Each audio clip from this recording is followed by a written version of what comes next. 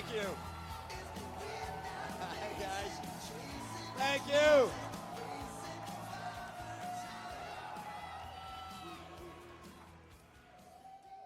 Congressman Ryan, he's a great leader, wonderful speaker, but he's not going to take Ann's place. I got to tell you that. Thank you for providing the thank yous this evening, Congressman. Thank you also to Senator Johnson and to Congressman Sensenbrenner. Appreciate their being here and the participation they've had in this process. And thank you to Wisconsin, Maryland, and Washington, D.C. We won them all.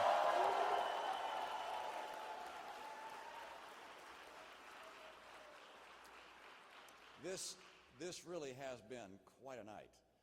We've won a great victory tonight in our campaign to restore the promise of America. And here in the heartland, you know, you're not going to find Americans with bigger hearts than the people of Wisconsin.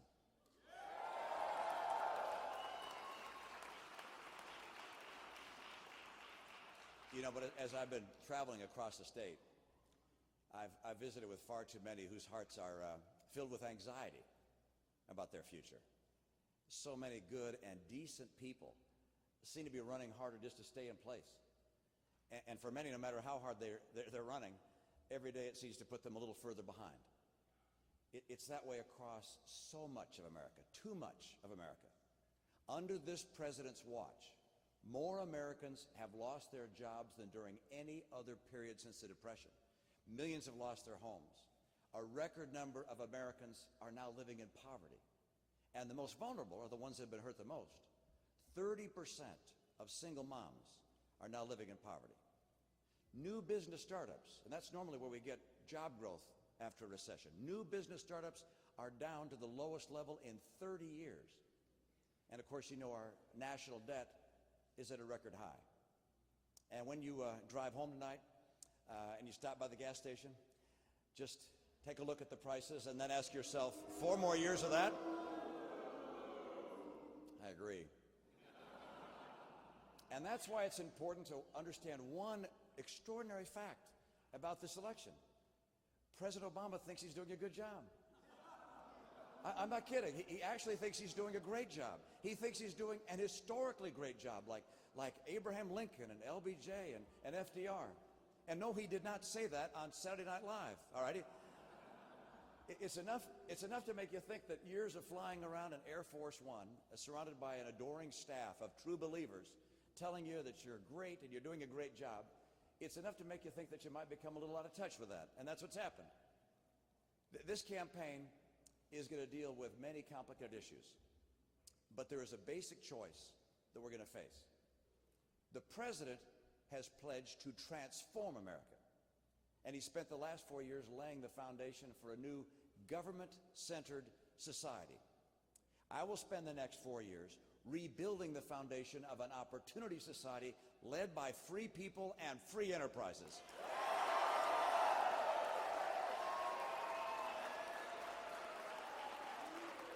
And you know, the different visions we have, I think, are a product of the different lives we've led, the life experiences, the values we have. When he was a community organizer and communities were hurt by plant closings, his reaction was to turn to the government for help.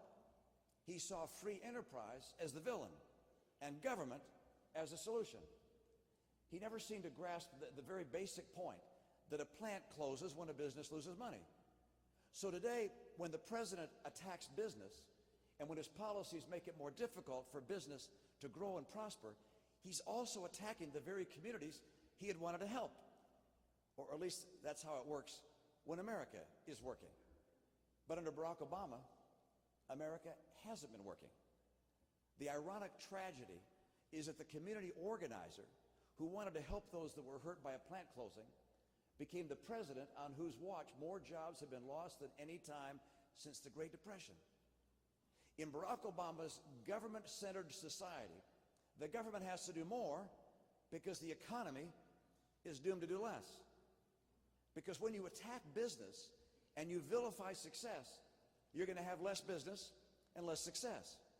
And then, of course, the debate becomes about how much to extend unemployment insurance because you've guaranteed there will be millions more unemployed. In Barack Obama's government-centered society, tax increases not only become a necessity, but also a desired tool for social justice. In that world of shrinking means, there's a finite amount of money. And as someone once famously said, you need to have some taxes to spread the wealth around.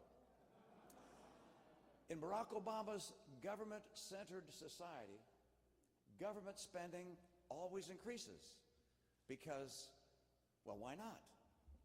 There's always someone who's entitled to something more and who's willing to vote for anyone who will give them something more. Now, by the way, we know where that kind of that transformation of a free society into a government-centered society leads, because there are other nations that have followed that path. And it leads to chronic high unemployment, crushing debt, and stagnant wages. It's beginning to sound familiar, isn't it? I don't want to transform America. I want to restore to America the economic values of freedom and opportunity and limited government that have made us the powerhouse of the world.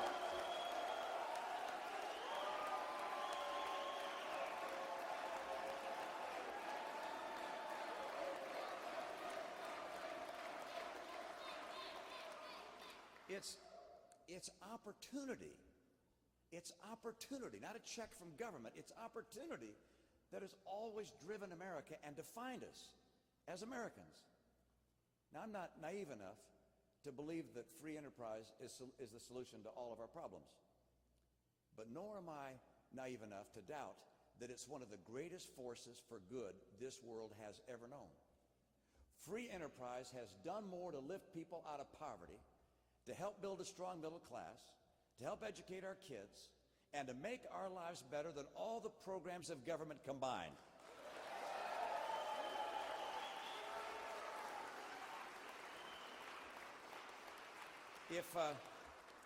If we become one of those societies that attack success, one outcome is certain. There'll be a lot less success. And that's not who we are. The promise of America has always been that if you worked hard, had the right values, took some risks, that there was an opportunity to build a better life for your family and for your next generation. This means that government has to be smaller and have strict limits placed on its power. Obamacare violates both those principles, and I will get rid of it.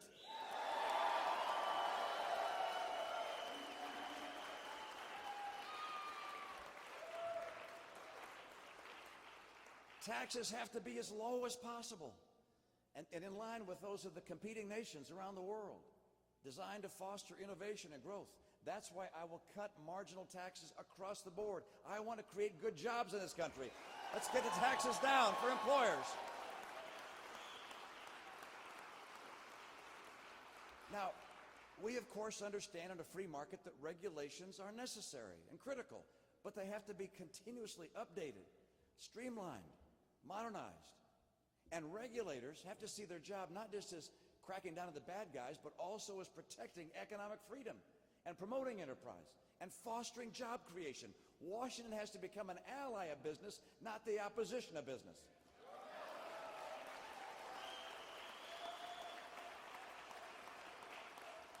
Now, workers should have the right to join unions, but unions should not be forced upon workers.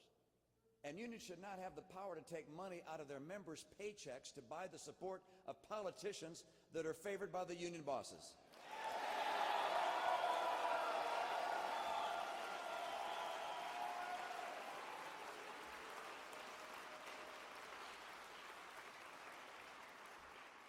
You know, out-of-touch liberals like Barack Obama say they want a strong economy, but in everything they do, they show they don't like business very much.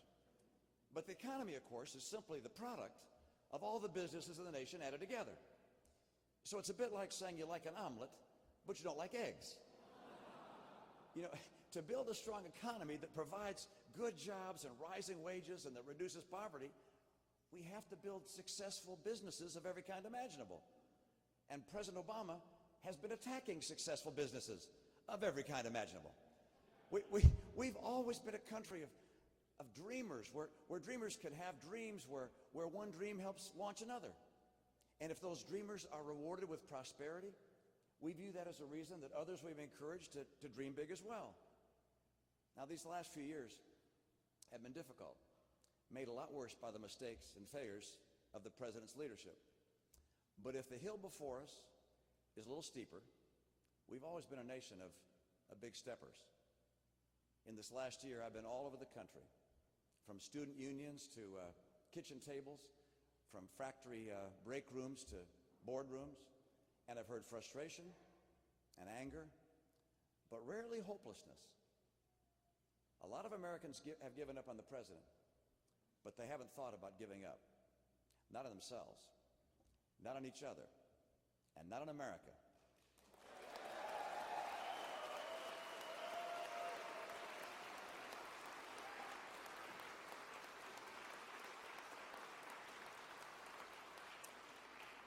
We have a duty. We have a duty placed upon our shoulders by the founders of the nation, a sacred duty to restore the promise of America. And we'll do it. And we'll do it because we believe in America. Tonight I'm asking the good people of Pennsylvania, New York, Rhode Island, Delaware, and Connecticut to join me. Join me in the next step toward that destination of November 6th, when across America we can give a sigh of relief and know that the promise of America has been kept. The dreamers can dream a little bigger. The help wanted signs can get dusted off and put in the front yard, and we can start again. And this time we're going to get it right. We'll stop the days of apologizing for success at home and never again apologize for America abroad.